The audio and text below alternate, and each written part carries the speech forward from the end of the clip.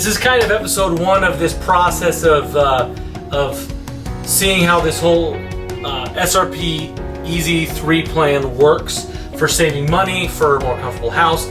And part of that process is going to be trying to make some things a little bit more efficient energy-wise. I know I need to put some weather stripping on some doors. I need to check the attic. I think there might be some leaks in my ductwork. So we're going to check a bunch of those things. Those are all going to be part of these episodes. And if there's a part of the system or a question you have, feel free to put it in the comments below and I'll try to answer it either in the comments or maybe in a following video if I think it'll be helpful for everyone that's watching. So going on the EZ-3 plan with SRP, we're doing the 3 to 6 window. You can also choose a 4 to 7 window if that works out better for your family. I kind of decided it really didn't matter, but basically it's not necessarily being a lot more energy efficient. What we do is we like super cool our house during the off-peak hours, but it saves money. And the reason why the power companies want to do this is because that 3 to 6 or 4 to 7 time period is a really, really high demand. And so if they can get more users using less energy during that time, it's a good thing for them. Their system doesn't, they don't have to worry about brownouts or anything weird like that. So this is less about being energy efficient for me and more about saving money. So that's what this is about. Also, I get to cool my house way down at night, which I love sleeping with it a little bit colder in the house. But the biggest thing for this program to work well for me is to have a good programmable thermostat. Now this one I've got was a very basic one. It just kind of had one on-off setting. It's pretty basic. So what I'm installing is the Nest Thermostat E. So they have their Nest Thermostat 3rd generation, but then they also have this E1, which is a little more entry level. It has a few less features. According to their website, works with 85% of systems. Their other thermostat works with 95% of systems. So maybe a more advanced or bigger system it might not work with, but it should be good for mine. Most people's breakers will have a bunch of 15 or 20 amp breakers, and then usually maybe a couple 30 amp. Those are for like washer dryer type stuff. Here's the range, your AC. Most likely your AC is the only one that has double 60 amp breakers. I'm gonna shut that off. Now we can take care of the thermostat. I've already turned off the breaker, as you've seen in the other part of the video. So I'm gonna take the cover off. Helps if I have a screwdriver. Now, right in the back. So I'm gonna do this entirely with hand tools, because not everyone has the benefit of a ton of power tools. Sometimes it gets a little stuck, depends on how long it's been here. And of course, it's not painted behind or anything, and it's okay, but because the Nest comes with a little cover, I'll show you that in a second. I do need a flathead screwdriver to take off the wire. So all I needed was a flathead, a Phillips head, and some wire cutters so far, or wire strippers to be more specific. Now I already took a picture. You always want to grab your phone, take a picture of the wiring diagram so you know exactly where stuff is coming from and will go to on your new unit.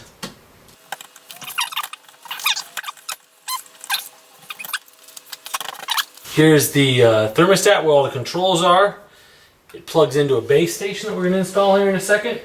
Here's the base station that it plugs into. It has its own little bubble level here on the top, and then this is where the wires plug in.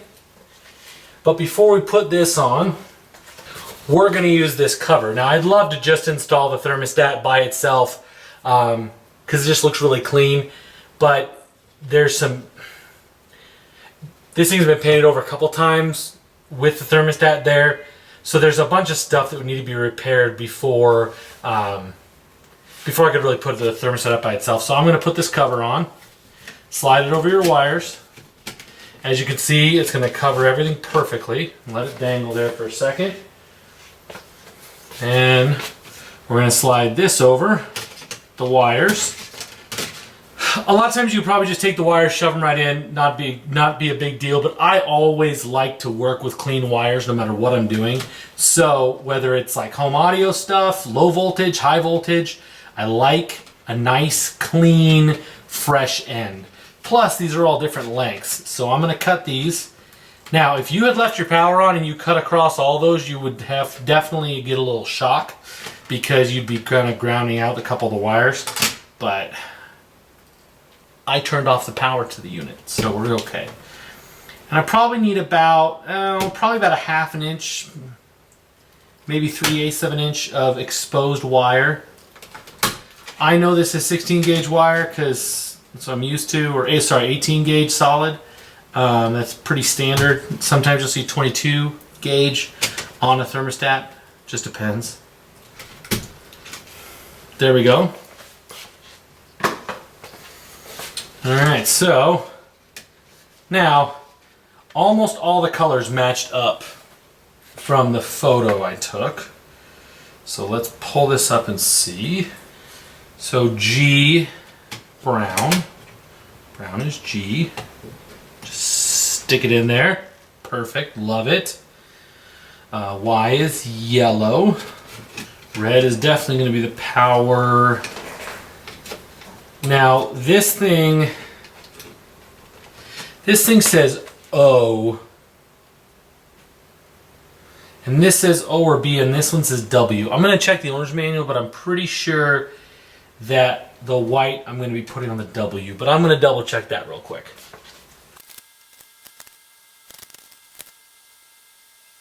It's always good to double check. Double check your work. So if I have heat, like a gas furnace or electric heat, I'm going to use the W port. If I'm using a heat pump, like I have here, I'm using the OB port. And that is for, like, heat pump is basically just an air conditioner running in reverse. So whereas right now the inside coils will cool the air and the outside coils kind of burn off the heat, when you do a heat pump, you're running the other way, and the inside air is getting the heat and the outside air is getting the cool. So, and then you want to just kind of shove. There's usually some excess on the wire, so you want to just kind of shove it back there as much as you can up and back into the wall. And then kind of try to line things up a bit. Because these things are not very heavy, we should be able to just go right into the drywall. I do have a stud behind here, so I'm probably going to use that.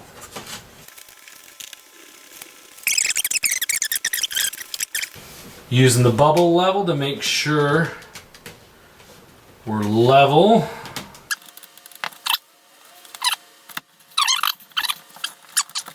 That looks pretty good. There'll be a little connector down here. There's a little USB port that you can use if to charge the battery to get it set up if it's having trouble getting set up. I've had to do that before.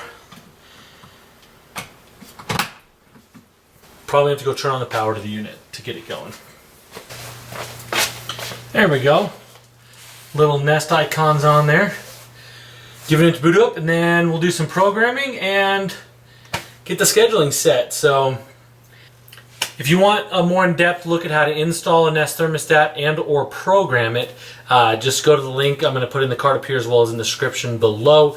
You can check out that video, and that one is actually covering the Nest Generation 3, so the little more advanced unit. So if you want to know when new video drops, there's a little bell next to the subscribe button. Hit that bell and then you'll be notified when a new video is posted. I appreciate you guys. Have a great rest of your day, and thanks for watching.